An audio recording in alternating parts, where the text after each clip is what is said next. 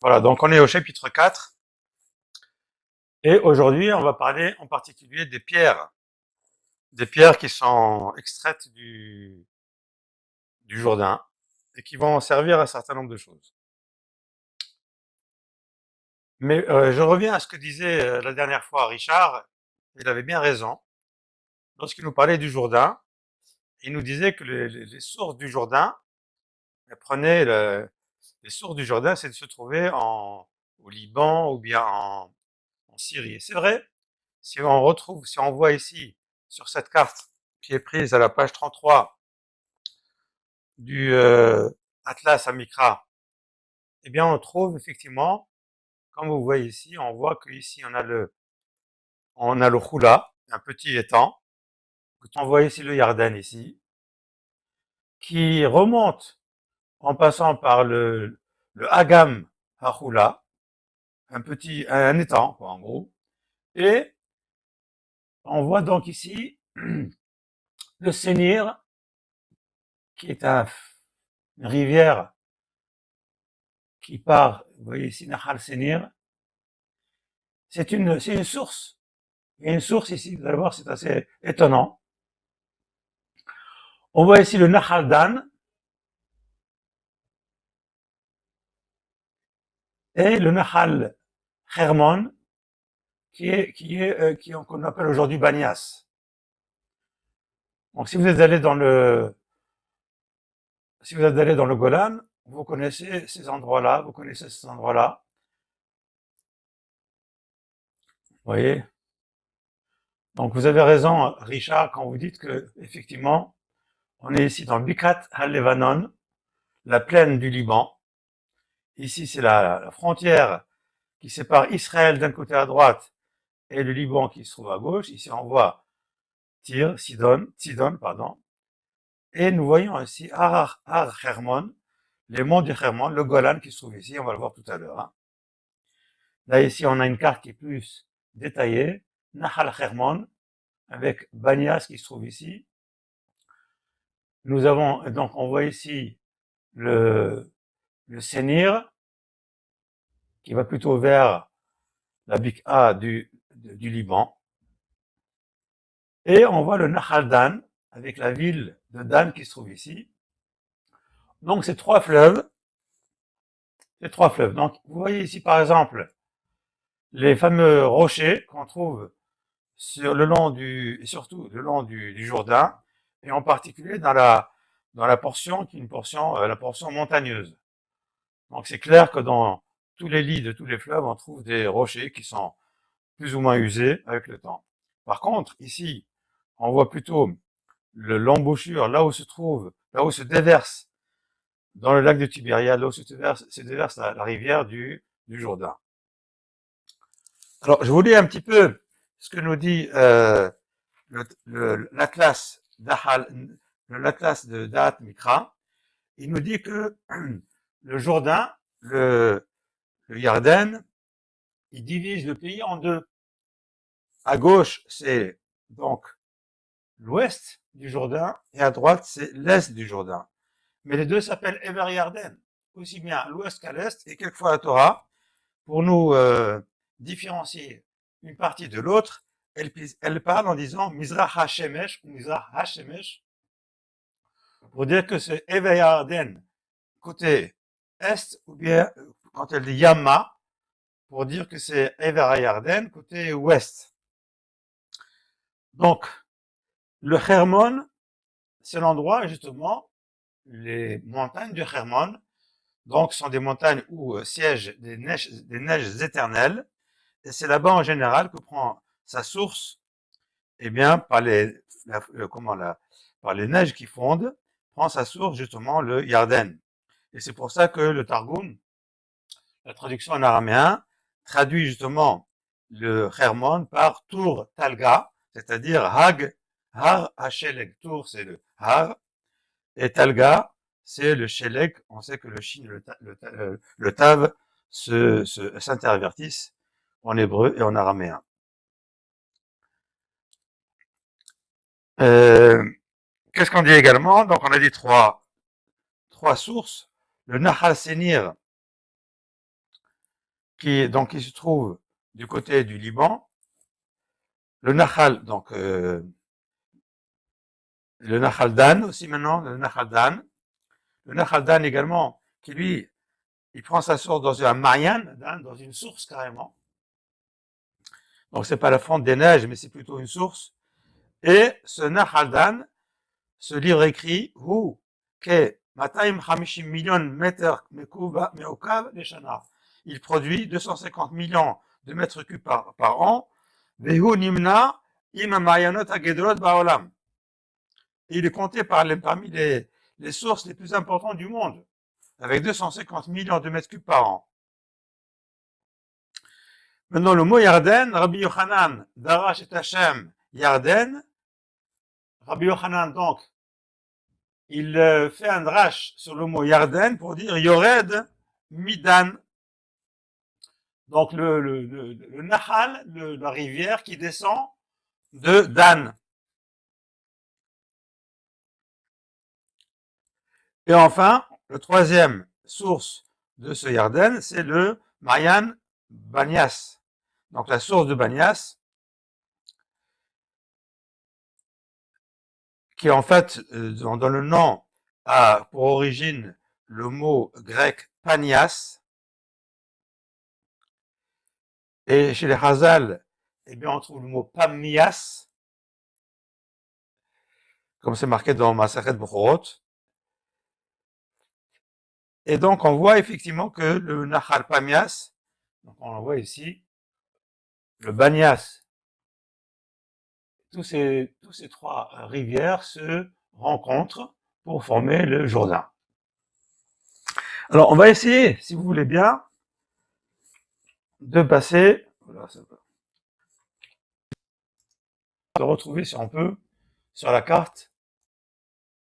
Voilà, ici on trouve donc ici le Jourdain qui passe à côté du Kfar Bloum. On est en Israël ici, hein, ne vous inquiétez pas. On n'est pas encore en Syrie. Hein. Regardez.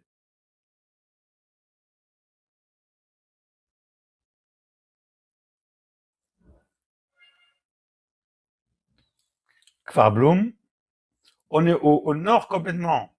Dans la pointe ici, on voit Metula, qui est vraiment à la pointe complètement et à la limite, à la bordure du Liban. Ici, on a le Liban. Ça, c'est la frontière israélo-libanaise. Ici, c'est la partie juive du Golan d'aujourd'hui. Et après la guerre de 6 jours, il y avait cette partie qui était également prise par les enfants d'Israël, par le peuple juif en 67, et qui malheureusement a été rétrocédée, cette partie-là, a été rétrocédée avec la ville de Kounetra. Ça ne doit pas être loin ici, la ville de Kounetra. Voilà, ici. La ville de Kounetra, qui a été rendue aux Syriens. Je ne sais pas pourquoi d'ailleurs, la vérité, je ne me rappelle plus très bien. C'est une ville que moi, personnellement, j'avais visitée la veille de la guerre de Kippour. Donc tout ça, ça a été, ces endroits-là ont été rendus aux Syriens. Mais ici, ça reste encore juif, Baruch Hashem. Bon, il faut savoir que tous ces endroits-là, même ce qu'on a vu dernièrement, ça fait partie de Eretz Israël, hein, ça, il n'y a pas de doute. Et j'ai absolument aucun doute qu'on recouvrera un jour ces territoires qui sont à nous. Donc, vous voyez, Sikresh, Mona, Metula, Kfar Bloum, revenons à notre Jourdain. Donc, le Jourdain, le voilà, il passe ici il passe par Kfar Bloum. Il passe aussi à côté de Sde Nehemia. Il arrive ici, Beth Hillel. Il continue ici. Et là, on va avoir un petit peu de mal. Ça va devenir de plus en plus difficile. On va essayer, mais je vous garantis rien et tout.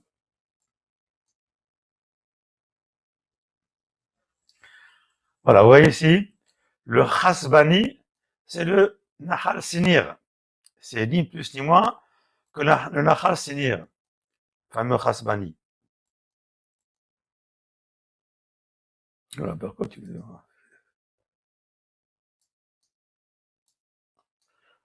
Je redescends là. Ce fameux Chasbani, c'est rien de plus que le Chassinir. C'est le Chassinir qui arrive ici, donc, ici. Donc, à Sde Nehemia, on arrive ici. Voici le Dan. Et voici le Banias. C'est-à-dire ici, Nahal Hermon. Là, on perd sa trace sur ces cartes-là. Et là, c'est le Nahal Dan. Vous voyez, qui prend sa source là aussi. Hein. Ça va ici, ça arrive là. On ne sait plus très bien après où est-ce que ça va, quelles sont les sources de ces rivières-là. Très très beau. Vraiment, Eretz Israël, c'est le centre du monde. C'est extraordinaire, c'est magnifique. Je vous laisse regarder tout ça. Et même en 3D, c'est très joli, très très joli. C'est absolument extraordinaire. Catherine, vous connaissez tous. Le Golan ici, Tzfat, Yerushalayim qui se trouve ici. Et on retrouve ici notre fameuse Shittim, fameux Shittim qui se trouve ici. On va revenir tout à l'heure dessus. Bien, alors, voilà. Donc on arrive au chapitre 4. Lorsque toute la nation ici, vous voyez le goy ici, il s'agit non pas d'un goy, d'un non-juif, hein. Il s'agit d'une nation. Le mot goy veut dire nation, contrairement à ce que les goyim pensent. Le mot goy veut dire une nation, ou un peuple. Vayomer Hashem Eloshua les morts, kilchu lachem min ha'am, shnem asa anashim. Donc Dieu il dit à Josué, prenez donc, choisissez 12 hommes, ish echad mishavet. Chaque un de ces hommes, eh bien, représente une tribu. Shevet, c'est une tribu. ותצוו אותם לאמור, שאו לכם מזה מתוך הירדן מצב רגלי הכהנים היכין 12 אבנים, ועברתם אותם עמכם, והנחתם אותם במלון אשר תלינו בו הלילה. Et tu diras donc à ces 12 personnes de prendre donc 12 pierres, 12 avanim, 12 pierres, et que vous allez transporter, et que vous allez déposer Bamalon. Alors, Malon ici, c'est pas le mot hôtel, hein, parce qu'aujourd'hui, Malon veut dire hôtel. Malon, c'est l'endroit où ils vont passer la nuit. Et lorsqu'ils vont se poser, le peuple va se mettre quelque part, il va donc il va déployer ses tentes. Et bien là-bas, ils devront donc poser également ces 12 pierres. Malon, Asher Talinu Bohalaila. Le mot lin, la lune, ça veut dire dormir. Malon vient du mot lune qui veut dire dormir, l'endroit où on va dormir. Donc, c'est ce qu'a fait Yoshua. C'est ce qu'il leur dit. Il leur dit, etc.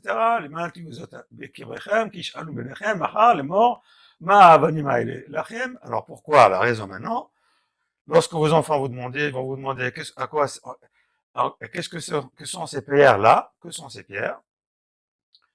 Alors,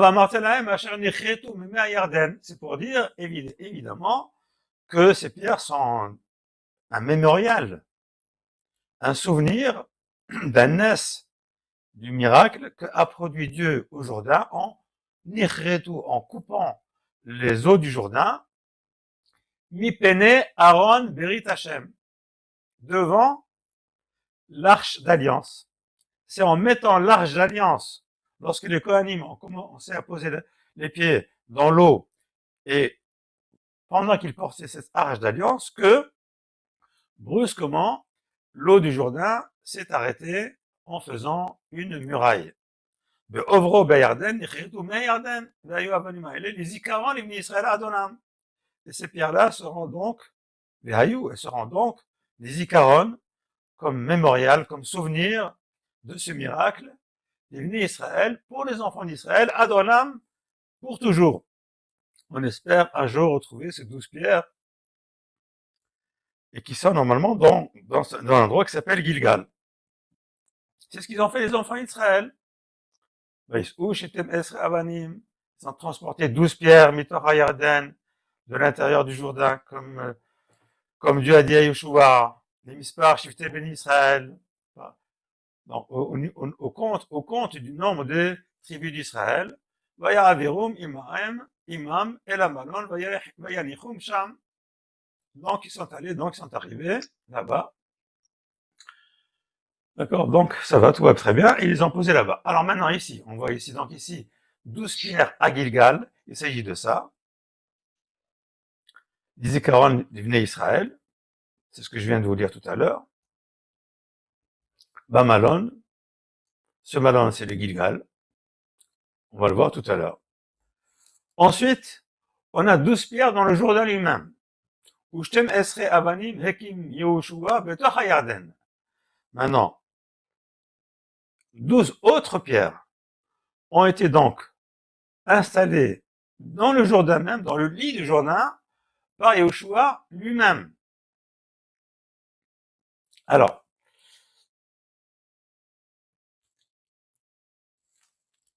on va essayer peut-être de voir ici dans les versets. Ushtem Esre Avanim Hekim Yehoshua Betoch Hayarden, Tachat Matzav Ragli Kohanim, sous l'endroit où se trouvaient les pieds des Kohanim, Nosé Aaron Haberit, qui transportaient l'arche d'alliance, Bayusham Adayom Azé.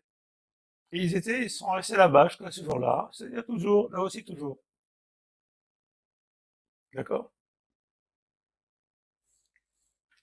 Alors, revenons un petit peu sur ces 12 pierres qui sont dans le Jourdain. Donc là, on est sur une deuxième série de 12 pierres, hein, qu'on s'entende bien. La première série de 12 pierres ont été prises par les chefs des tribus. Et là, on parle de 12 autres pierres qui sont restées dans le Jourdain et que Yahushua donc a posé donc dans le Jourdain lui-même. Alors pourquoi donc ici on voit pourquoi c'est 2 fois 12 pierres?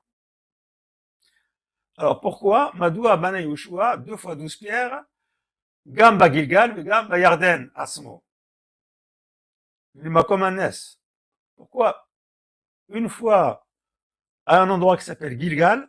Le mot Gilgal, on verra, c'est là où les enfants d'Israël, ils ont fait la Brit Mila, ceux qui étaient donc sans Brit Mila. Et la deuxième fois, à l'endroit même du miracle, c'est-à-dire dans le Jourdain lui-même, à l'endroit où s'est effectué ce miracle. Le Al-Shir, qui est un Mefaresh, un Rav du XVIe siècle de Turquie, il explique la chose suivante. Qui les yot shebe arichut hayamim hadevarim nishkachim. Étant donné que lorsque le temps va passer, les choses vont s'oublier, va achérir et ha'avanim bagilgal loiten el libo, et celui qui va voir ces 12 pierres qui sont à l'endroit qui s'appelle Gilgal, loiten el libo, il va pas comprendre.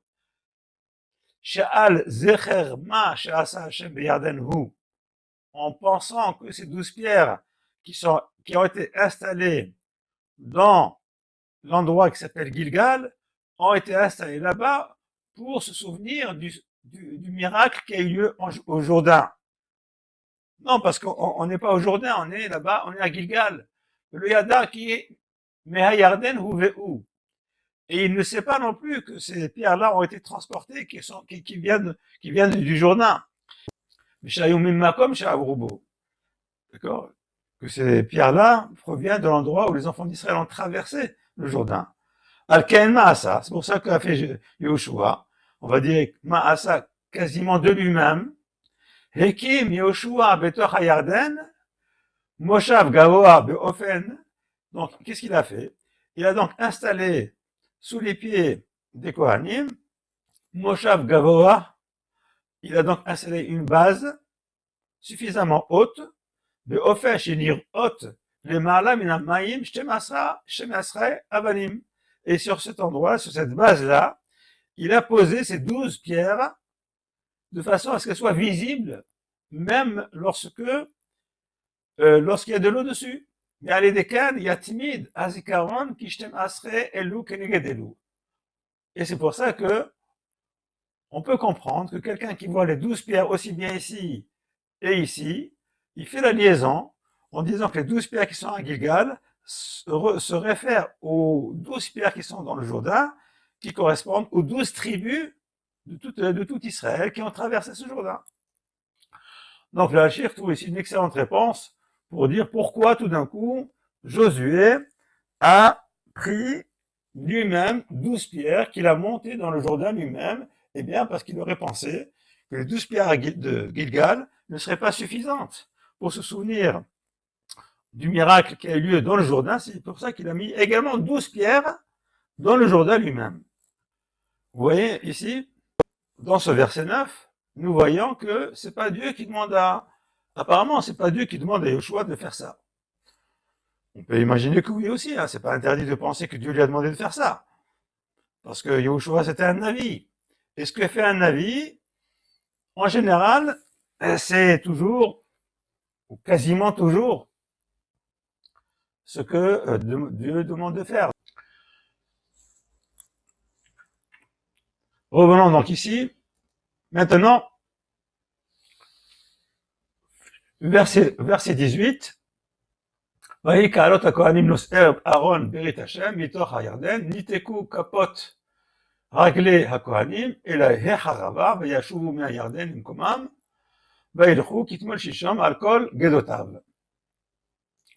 Et une fois que maintenant que les enfants d'Israël ont traversé le Jourdain et que tout ce qu'on vient de dire a été fait, c'est-à-dire la prise des 12 pierres pour le Gilgal et l'installation des 12 pierres à l'intérieur du Jourdain, voilà que les Kohanim sont montés eux-mêmes du Jourdain, et à ce moment-là, donc Nitku Kapot Regla Kohanim, donc dès que les pieds des Kohanim ont quitté le Jourdain pour passer sur la terre ferme, Vayashuvu Vayarden Mikomam, les eaux du Jourdain sont revenues à leur endroit,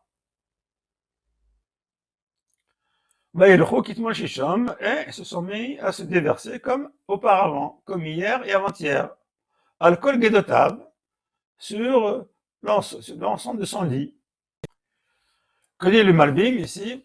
Malbim, c'est également un commentateur du 19e siècle d'Ukraine.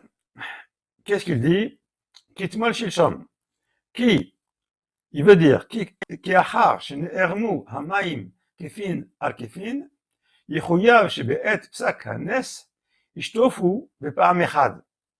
Donc, c'est un petit peu ce que nous disait Bruno la dernière fois en disant que, bon, si tu enlèves le barrage, tout d'un coup, toute cette eau qui s'est accumulée pendant des heures, elle va tout d'un coup se déverser brusquement, elle va inonder aussi bien à l'est qu'à l'ouest, et c'est certainement pas, et ça c'est un phénomène qu'on aurait dû voir, et la Torah n'en a pas parlé. Vitpashtu gam berochav chutz miglotav. Et donc dans ces cas-là, normalement, effectivement, si on enlève le barrage, eh bien l'eau va se déverser gam berochav chutz miglotav. En dépassant même les bords, bien entendu. Et il dit, Vayanes Shirdu Behadraga. Et voilà, il y avait eu un miracle. Shirdu Behadraga. Que cette eau est descendue progressivement. Ah, chez Alchou Kitmol Shisham. Jusqu'à ce que le cours est revenu à la normale. Maintenant, revenons à la finalité des pierres. Pourquoi des pierres? Et donc le verset lui-même, verset 19, il nous raconte la chose suivante. Il nous dit, le peuple a traversé le Jourdain le 10 du mois de Nissan. Nissan, c'est le premier mois de l'année juive. Ils ont campé à un endroit qui s'appelle Gilgal, à l'est de Jéricho. Donc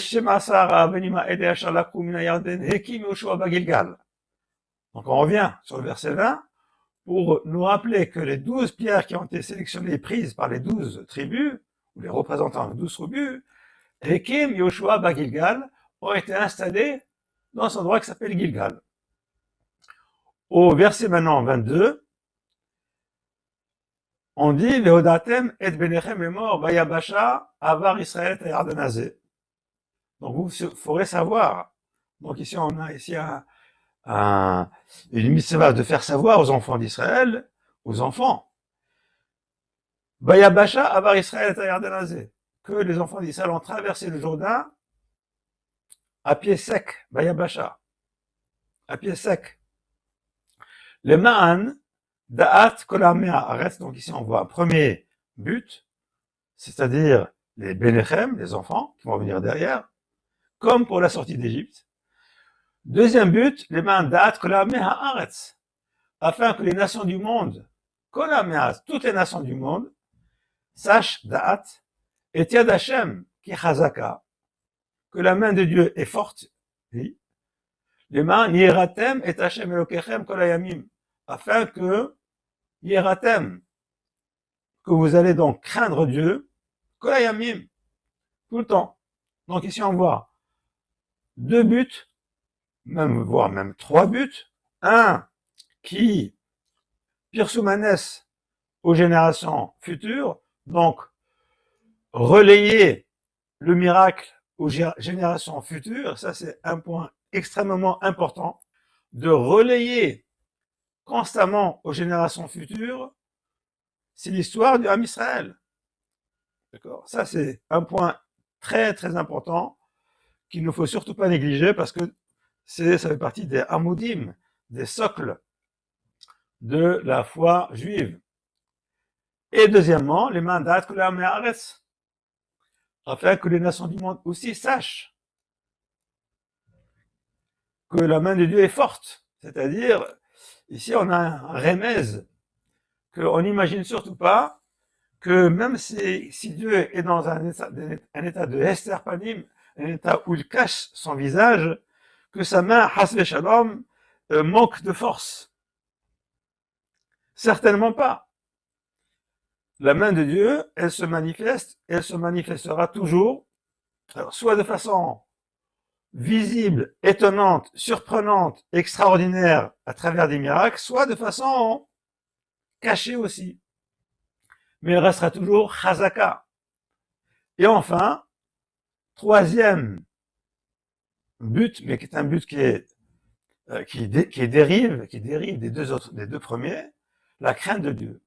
C'est-à-dire, ça c'est aussi un point fondamental ici, que tout ceci vient nous apprendre une chose qui est fondamentale, que chaque juif doit toujours être accompagné de cette crainte de Dieu, kol hayamim, tout le temps.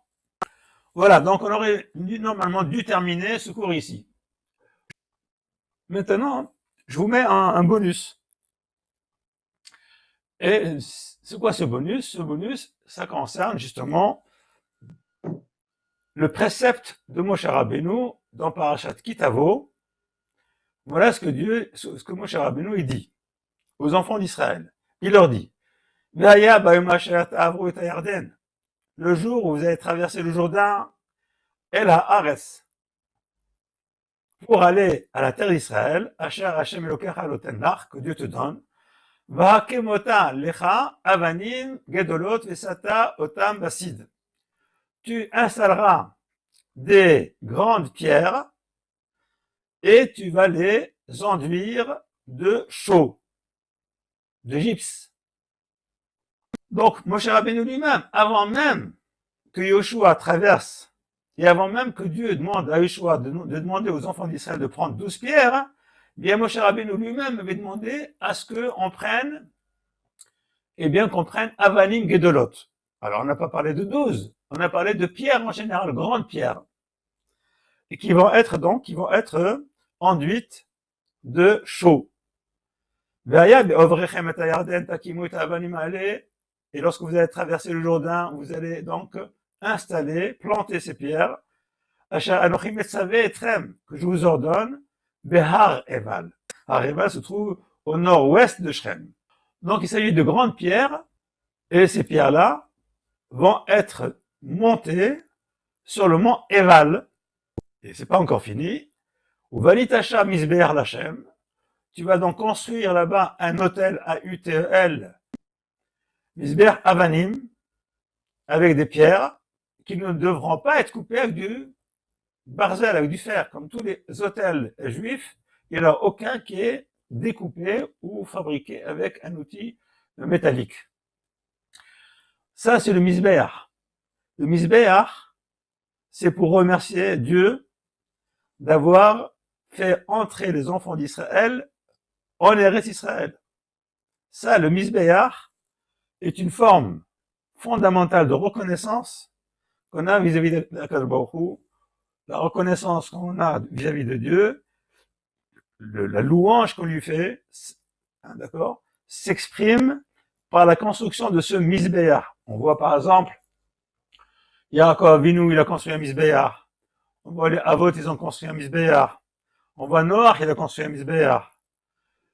Donc, ce misbéach, c'est la première chose, vous voyez, que les enfants d'Israël ont, une des premières choses qu'ils ont faites. Aujourd'hui, on n'a pas de misbéach, mais il nous reste les bénédictions. Maintenant, revenons à ces pierres. Tu écriras sur ces pierres, sur ces grandes pierres, Avanim Gedolot, Kol Divrei Torah Hazot Ba'er Etev. Donc, toutes les paroles de la Torah, Ba'er Etev, de façon claire, très claire, Etev, Ba'er Etev, de façon très claire.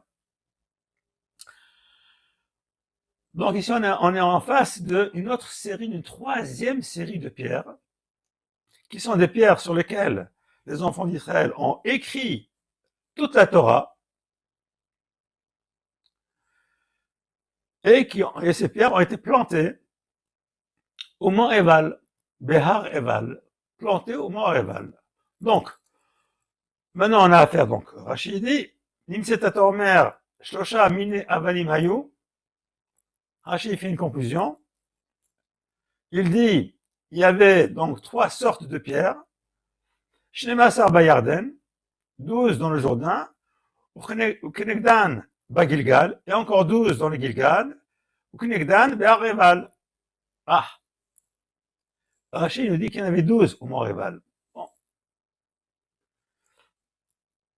D'ailleurs, ce Rachid-là est l'objet d'une controverse. Je ne vais pas rentrer là-dedans parce que ça nous prendrait trop de temps. En tout cas, une chose est sûre, c'est que un point qui est important ici, c'est Kol Divrei à Torah Azot, Ba'er Etev. Est-ce que l'on peut écrire toute la Torah sur des pierres? C'est une question qu'on peut se poser. On a le droit de se poser toutes les questions. Il y a environ, j'ai compté grosso modo, environ 240 Yeriot, pages du Sefer Torah. Il faudrait à ce moment-là 240 pierres. Mais si c'est des Avanim Gedolot, alors si c'est des Avanim Gedolot, des grandes pierres, des grandes stèles, qui vont, on va dire, qui font 2 mètres et demi de haut et 1 mètre de large, alors peut-être que, alors j'ai dit tout à l'heure 240 pages. 240 pages, c'est un multiple de 12. Et c'est un multiple de 20 aussi.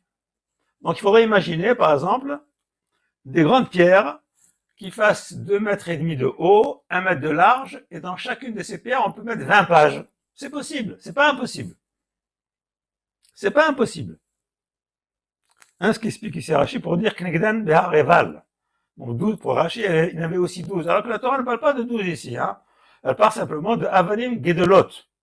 Donc suffisamment de pierres pour mettre toute la Torah. Bon, ça c'est pour ceux qui pensent que toute la Torah a été écrite sur des pierres. Mais le Rassak, par exemple, dit non, non, c'est pas toute la Torah qui a été écrite, c'est uniquement les mitzvot. En condensé. D'accord? Comme les mitzvot en condensé. Donc, c'est pas toute la Torah qui a été écrite, mais toutes les mitzvot ont été écrites. D'autres commentaires qui disent non, c'est pas même pas toutes les mitzvot, c'est uniquement la grande mitzvah qui est Anochi Hashem Elokecha, Lo Yilecha Elohim Acherim. Donc, la foi en Dieu et l'interdiction d'Avodah Zarah, qui sont les choses les plus essentielles, on va dire, hein, vraiment. Donc, la quantité de mots qui ont été écrits quand on dit Kol Divrei à Torah Azot, c'est l'objet de commentaires divers et variés de la part des Mefarshim, de la part des commentateurs. Donc, on a affaire ici, vous le voyez bien, on a affaire ici à 3 catégories de pierres, 2 catégories de pierres qui contiennent chacune un ensemble de 12 pierres, et puis ici, des pierres, ici, pardon, oh là là. Et puis ici, des pierres qui contiennent la Torah elle-même. La Torah elle-même. Ou un résumé de la Torah elle-même. Ou, enfin, pas un résumé, mais les choses essentielles qui peuvent être transmises à des passants, qu'ils soient juifs ou non juifs d'ailleurs. Le verset lui-même dit וכתבת עליהם את כל דברי התורה הזאת בעוברך למען אשר תבוא אל הארץ. Alors regardez un petit peu ici ce verset qui est très intéressant qui dit למען אשר תבוא אל הארץ. אשר השם אלוקיך נותן לך ארץ זבת חלב ודבש כאשר דיבר השם אלוקי אבותיך לך. Le mot למען אשר תבוא אל הארץ, on peut traduire ça, afin que tu viennes ou tu viendras en Eretz Israël. Écrire donc toute la Torah sur ces pierres afin que tu viennes ou tu viendras en Eretz Israël. C'est que ça signifie ça. Que signifie cette notion les ma'an asher tavo la haaretz. Le Ramban nous dit quelque chose d'intéressant. Il dit Amar Rabbi Avraham, il parle ici à Rabbi Avraham Even Ezra. Beshem Hagon, du nom du Gaon, c'est-à-dire du Rassag, Rabbi Saadia Gaon, shekatvu alehen minyan hamitzvot. Comme je dit tout à l'heure, que sur ces pierres, on a écrit donc le décompte des mitzvot. Kemo aktuvot be'alachot gedolot ke'en azharot. C'est Rassag lui-même. Il a écrit un décompte des mitzvot lui-même. Comme on voit les hazharot, on lit ça avant Shavuot ou avant la lecture des 10 commandements, on lit des hazharot. Et maintenant, le mot ba'er hetev. Le mot ba'er hetev, ça veut pas dire qu'il faut expliquer chacune des mitzvot, parce que alors c'est fini, c'est pas 240 pages qu'il faudrait. Beaucoup plus. Non, ici il parle de activa, c'est-à-dire l'écriture doit être claire. Claire. Maintenant, il y a une agada qui dit que c'était Bishvim Lachon. La vérité, moi, je sais pas comment on peut imaginer. En vérité, ça s'impose. En vérité, ça s'impose. Parce qu'en fait, ces pierres-là, elles étaient à l'entrée d'Eretz Israël. Donc, chaque étranger maintenant qui rentre sur cette terre, peu importe d'où il vient, il doit savoir quelles sont les lois qui existent. Et c'est pour ça qu'il y a des Tachachamim qui ont dit que c'était les mitzvot. Il y en a d'autres qui ont dit, donc ça veut dire que pour que quelqu'un vienne vivre chez nous ou faire partie de notre peuple, il faut qu'il fasse toutes les mitzvot. L'autre, il dit non, il suffit qu'il reconnaisse Dieu et qu'il fasse pas d'Avodazara et il peut faire partie déjà du peuple. C'est des guichottes chonotes. Et donc, il fallait que ça soit écrit dans les Shivim Shafot pour que celui qui vient chez nous sache à quoi il s'attend. Maintenant, tu es sur une terre où les lois sont pas les lois comme tout le monde, c'est pas les lois de Nebuchadnezzar ou de Bavel ou de Mitzrayim. À Makom, personne n'est censé ignorer la loi. Tu rentres ici, tu sais ce qui se passe. Exactement. On peut imaginer que c'est vrai dans même chez les Goïms, ça se fait, ces choses-là. Peut-être. Les Grecs aussi, les Romains, les Perses, les Babyloniens, partout où ils allaient, dès qu'ils allaient conquérir un endroit, ils mettaient des stèles. Et dans ces stèles, ils racontaient leurs histoires. Alors que l'âme Israël ne vient pas raconter son histoire, il vient mettre en place des ichronotes, des choses essentielles, c'est-à-dire la Torah, l'Issim, que Dieu a fait, le Ham Israël, le choix du Ham Israël. C'est vrai, aussi, tout à fait. Donc on voit ici la différence qu'il y a entre les Goïms et le Ham Israël. Les Goïms, eux, ils mettent des stèles et des mémoriaux pour dire nous avons gagné, etc. Alors que l'homme Israël, non, il dit pas ça. Il dit voilà ce que Dieu fait, voilà ce que fait Dieu, et voilà ce que il fait des nissim. Il y a même un Farage qui dit la chose suivante. Je veux pas trop vous rentrer dans ces histoires-là, mais bref, il y a un Farage qui dit les trois principaux, les trois fondamentaux de la religion juive. Eh bien, c'est comment dirais-je, c'est la foi en Dieu, c'est la Torah Mina Shamayim, et la troisième point, hein, c'est Sachar Ve'onesh. Ces trois points-là sont chacun de ces points, ça c'est le Maharsha qui dit ça, chacun de ces points, eh bien, est figuré dans une de ces ensembles de pierres. Ça aussi, on peut, bien entendu, c'est évident, ça c'est tout à fait clair, ça je suis tout à fait d'accord avec ce que vous dites, absolument d'accord. Je suis content d'ailleurs de de vos remarques, hein, du reste. Hein. Alors, que dit le Ramban? D'accord. Alors, que soit écrit Bishivim Lachon, alors c'est possible aussi, si on imagine que uniquement un condensé très très petit peut être fait. Mais Shivim Lachon, ça veut dire qu'il y a au moins 70 pierres. On peut imaginer qu'il y a 70 pierres. Mais ce serait intéressant de retrouver, c'est ce que je veux dire. Alors, ce que dit le Ramban aussi, il dit quelque chose qui est intéressant. Il dit, Umassin ou Besefer Tagi. Il y a un sefer qui s'appelle Tagi, je sais pas, j'ai pas eu le temps de voir ce que c'est ce sefer. She'ata kol haTorah ktuva bahem mi bereshit ad ene kol Israël, betagiha vezioneha. Toute la Torah même été écrite entièrement, donc les 240 pages ont été écrites même avec les tagim et les zionim, c'est-à-dire même avec les petites anicroches qu'il y a sur chaque lettre, les tagim. Ou misham nitkeku hatagin bechol la Torah. Et de là-bas ont été copiés les tagin dans toute la Torah jusqu'au jour d'aujourd'hui. Alors ça, c'est dans ce Sefer Tagi, je connais pas, personnellement je connais pas. Ça vaudrait le coup de savoir ce que c'est que ce Sefer Tagi, d'où il vient. C'est, bien entendu, ça c'est dans un Midrash. Donc le Ramban nous ramène ça, Sefer Tagi. Mitachen, donc ça, ce serait éventuellement, si effectivement les Tagin accompagnaient toute cette écriture, ça voudrait dire que même les Tagin, en la source, cette Tagin provient du Sinaï. וייתכן שהיו האבנים הגדולות מאוד. Donc maintenant, le Ramban nous redescend sur la terre ferme en disant que c'est possible que ces pierres soient très grandes. Oshaya Maaseh Hanissim, c'était quelque chose qui était miraculeux. Ici, la vérité, c'est dommage que le Ramban ne s'est pas étendu sur cette notion de Maaseh Hanissim sur des pierres, soit parce qu'elles étaient grandes, soit parce que elles pouvaient contenir beaucoup de mots à ce point-là. Mais ça aurait été intéressant qu'il nous explique ce que signifie ce Maaseh Hanissim ici.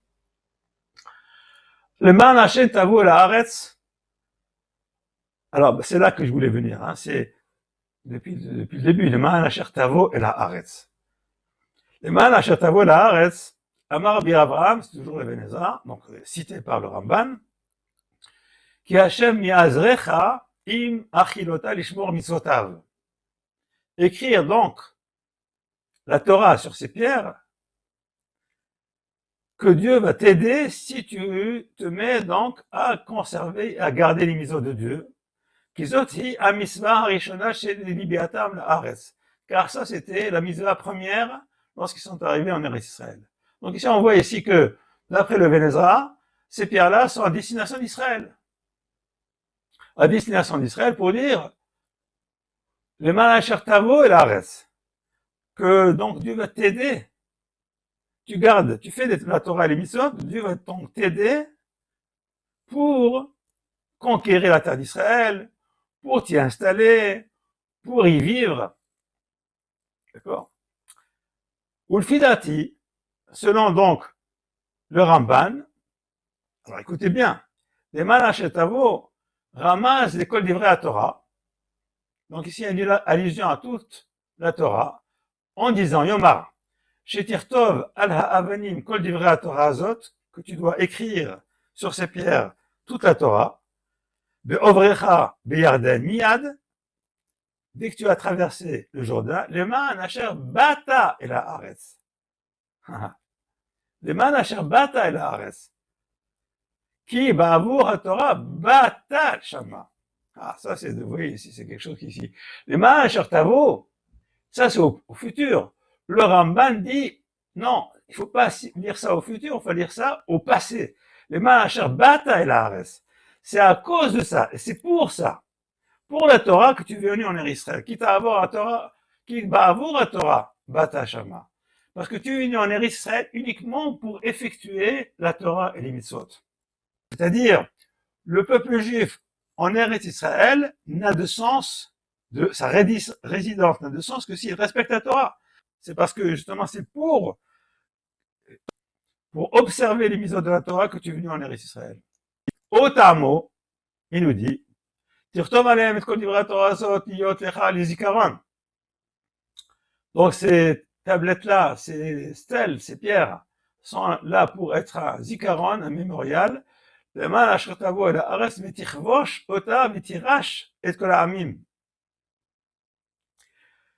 Afin que tu aies la force de conquérir cette terre et d'hériter de tous les peuples qui sont là, biotra zocher à Torah veshomer misotera, en te souvenant justement de toute la Torah et en observant toutes ces misot.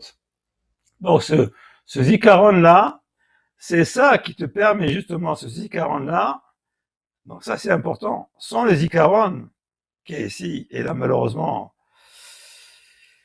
je dis bien malheureusement, c'est douloureux, mais souvent le zikaron, eh bien, nous a quittés, il faut le dire, un petit peu, à propos de Yerushalayim, à propos de beaucoup d'endroits en Eretz Israël, on a perdu ce zikaron pour savoir que c'est cette terre qui nous appartient.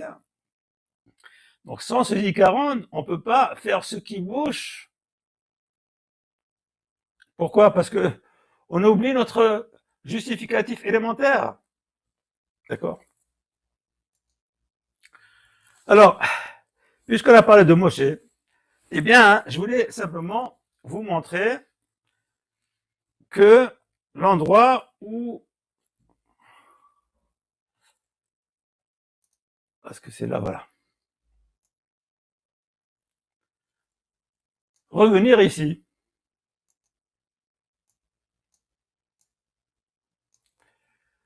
Et on va faire quelque chose.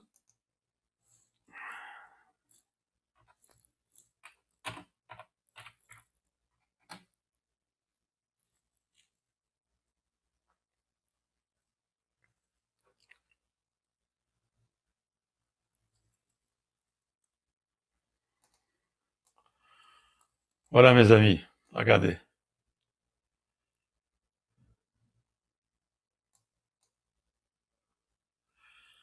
Les enfants d'Israël sont ici.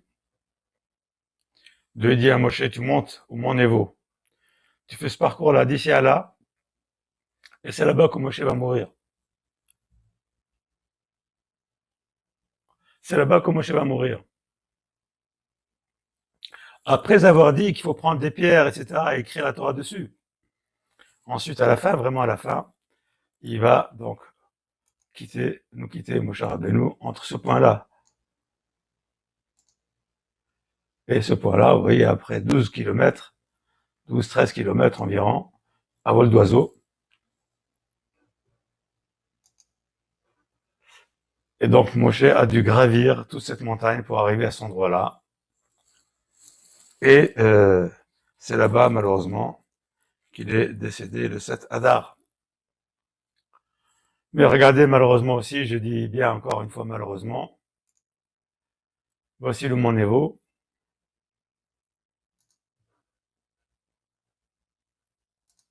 Et voilà ce qu'il y a marqué.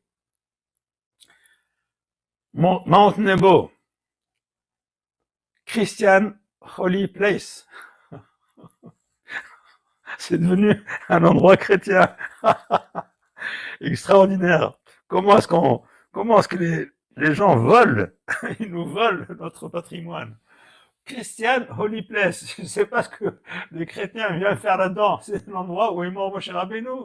Et c'est les chrétiens qui se sont appropriés, les Arabes évidemment. Ça va de soi. Ça c'est, parlons pas d'eux.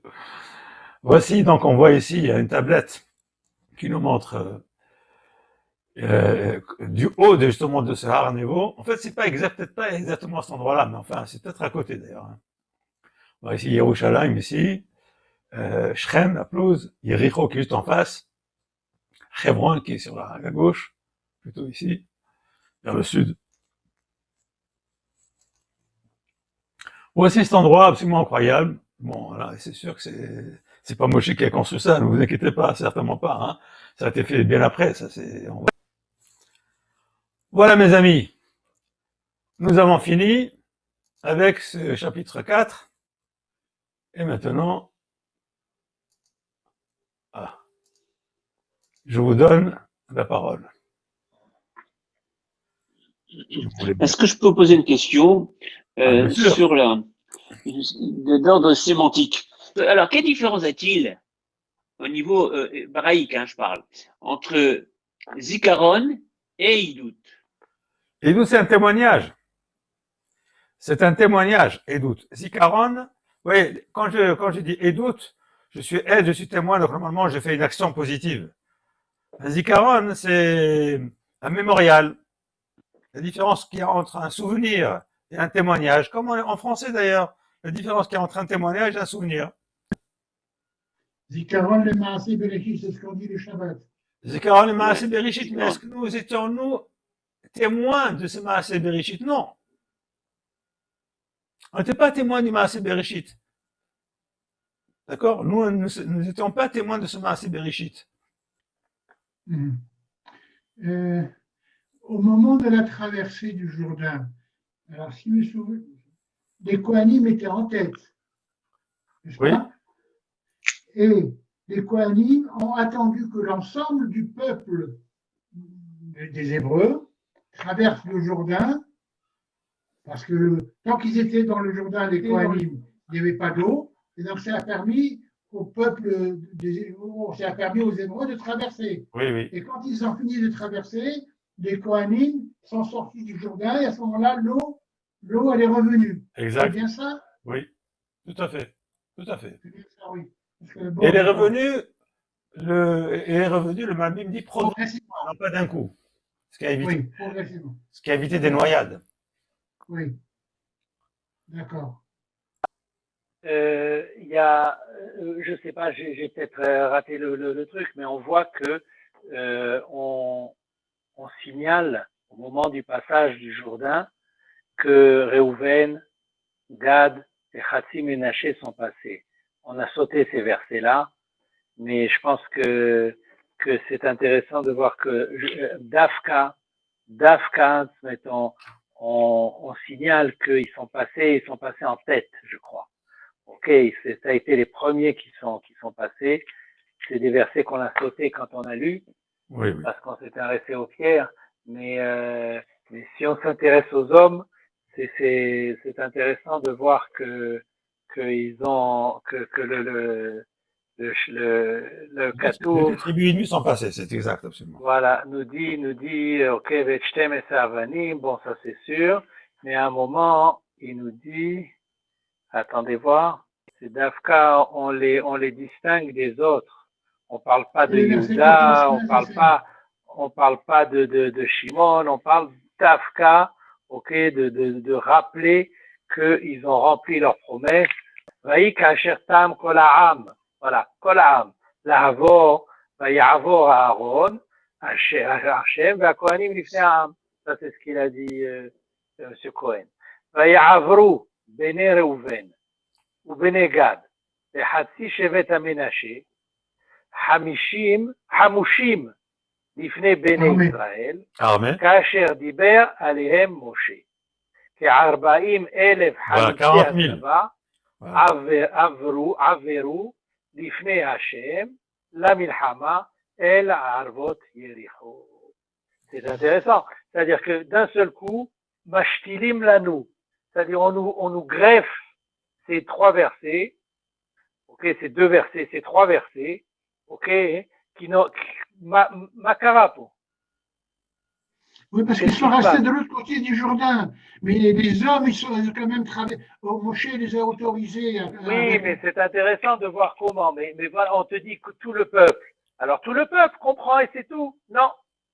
Ok, on te dit, voilà, attention, ok, voilà, ils sont passés, ils ont un vote, c'est-à-dire que c'était important dans le livre de Yoshua de signaler à ce moment-là que, voilà, ok, les Réhouven, les Ménaché, et les Khatsi Ménaché, et Gad est passé. Ok, ma Khatsi Ménaché, vers Khatsi Hacheni, lo avar. בטח שכן. בטח עבר. כן, בטח שעבר. Alors, ils auraient pu dire, et Ménaché. Non, Hatsi Ménaché. Pourquoi C'est-à-dire que d'un seul coup, il y a un koach. C'est comme dans l'armée. Il y a un koach chiloutz, il y a un koach code qui passe. Et c'était important de signaler à ce moment-là que voilà, Ok, c'est Mahatsi Shevet Menaché et Ahatsi Hasheni. La réalité de ça, hein, vous savez, la réalité de ce problème-là, c'est que ces deux tribus ennemies ont décidé de rester, j'allais dire, dans le côté est du Jourdain. Parce que là-bas, ce grand territoire de Sichon et Og qui montait donc jusqu'au Bashan, c'est-à-dire jusqu'au Hermon, tout ça, ça a été conquis par Moshe Rabbeinu. C'est un endroit qui était fertile, qui était un endroit qui était gras pour les animaux. Comme ces deux tribus ennemies avaient beaucoup d'animaux, ils ont dit à Moshe Rabbeinu, nous on reste ici, on ne traverse pas le Jourdain avec vous. Donc ils ont dit, on ne traverse pas le Jourdain avec vous. Et Moshe Rabbeinu leur a dit, si vous ne traversez pas le Jourdain avec nous, c'est une catastrophe. Donc là, ici, on voit effectivement que la Torah nous témoigne que ces deux tribus ennemies ont effectivement, enfin pas les deux tribus ennemies, uniquement de ceux qui avaient 20 ans et plus pour faire la guerre, uniquement eux ont traversé le Jourdain, et donc pas toutes les deux tribus ennemies ont traversé le Jourdain, uniquement les 40 000 personnes à partir de 20 ans qui étaient capables de faire la guerre, eux ont traversé le Jourdain. Mais les femmes et les enfants et les personnes qui n'étaient pas capables de faire la guerre sont restés de l'autre côté.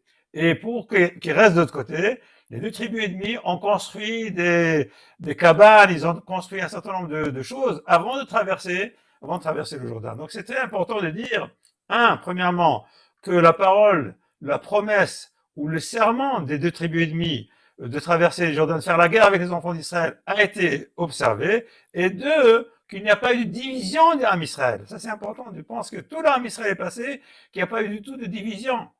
Et donc, même si les deux tribus ennemies sont finalement restées du côté est du Jourdain, elles ont quand même fait la guerre et la conquête du côté ouest du Jourdain avec l'armée d'Israël. C'est pour ça que cette chose-là, cette information a été rapportée ici véritablement au moment où les choses ont été exécutées et non pas restées uniquement en tant que promesse ou en tant que serment. Donc le serment a été fait, et donc grâce à Dieu, tout s'est passé correctement. Ceci étant dit, il faut savoir également qu'on a vu que les Chachamim ont montré, l'histoire aussi l'a montré, que ces deux tribus ennemies ont été les premières à avoir été exilées par l'ennemi aussi. Voilà mes amis, si vous avez encore d'autres questions. Ça a été considéré comme Kolam. Ça a été considéré comme Kolam. Ça a été Kolam, alors que, en fait, femmes, enfants, et vieillards ne sont pas passés. Exactement. Il y a une partie, c'est important, c'est quand même quelque chose, oui, de voir que de ces Shtemesre Shvatim, il y a toute une partie du peuple qui n'est pas rentrée, en fait. Oui, mais n'oubliez pas que les 40 000 personnes sont passées aussi. Nachon. Voilà mes amis. Kol hakavod. Je vous souhaite vraiment, Merci beaucoup. Encore une fois, un Chodesh Tov Mevorach. Vous savez que nous sommes à 3 semaines, un petit peu plus de Hanouka. Nous sommes dans le mois de Kislev, le mois de Hanouka. Et donc, je vous donne rendez-vous mercredi prochain, à moins que, si j'ai encore le temps de préparer autre chose, avec grand plaisir. Merci. Merci. Du coup là.